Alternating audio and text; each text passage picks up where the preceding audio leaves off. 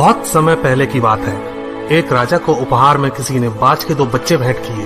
वे बड़ी ही अच्छी नस्ल के थे और राजा ने कभी इससे पहले इतने शानदार बाज नहीं देखे थे। राजा ने उनकी देखभाल के लिए एक अनुभवी आदमी को नियुक्त कर दिया। जब कुछ महीने बीत गए तो राजा ने बाजों को देखने का मन बनाया और उस जगह पहुंच गए जहां उन्हें पाला जा रहा था। राजा ने देखा कि दोनों बाज काफी बड़े हो चुके थे और अब पहले से भी शानदार लग रहे थे।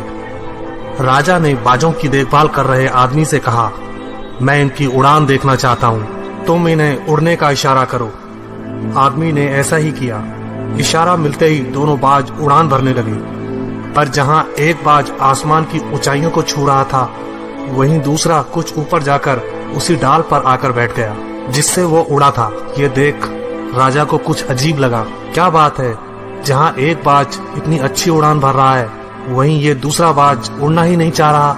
राजा ने सवाल किया, जी हुजूर, इस बाज के साथ शुरू से यही समस्या है, वो इस डाल को छोड़ता ही नहीं। राजा को दोनों ही बाज प्रिय थे और वो दूसरे बाज को भी उसी तरह उड़ना देखना चाहते थे। अगले दिन पूरे राज्य में ऐलान कर दिया गया, जो व्यक्ति इस बाज को ऊंचा उड़ाने में कामयाब होगा उसे ढेरों इनाम दिया जाएगा। फिर क्या था, एक से एक विद्वान आए और बाज को उड़ाने का प्रयास करने लगे, पर हफ्तों बीत जाने के बाद भी बाज का वही हाल था। वो थोड़ा सा उड़ता और वापस उसी डाल पर आकर बैठ जाता। फिर एक दिन कुछ अनोखा हुआ। राजा ने देखा कि दोनों बाज आसमान में उड़ रहे हैं। उन्हें अपनी आंखों पर यकीन नहीं हुआ और उन्होंने तुरंत उस व्यक्ति का पता लगाने को कहा जिसने ये कारनामा कर दिखाया था। वह व्यक्ति एक किसान था।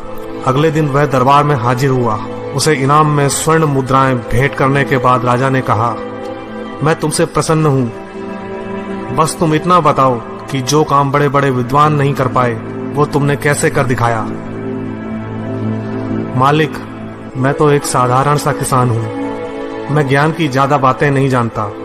मैंने तो बस वो डाल काट दी जिस पर बैठने का बाज आदी हो चुका था, और जब वो डाल ही नहीं रही तो वो भी अपने साथी के साथ ऊपर उड़ने लगा।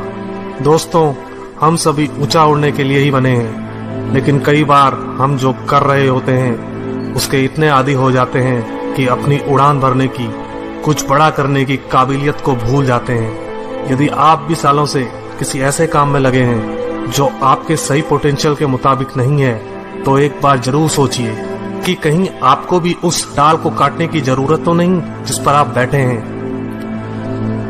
धन्यवाद दोस्तों।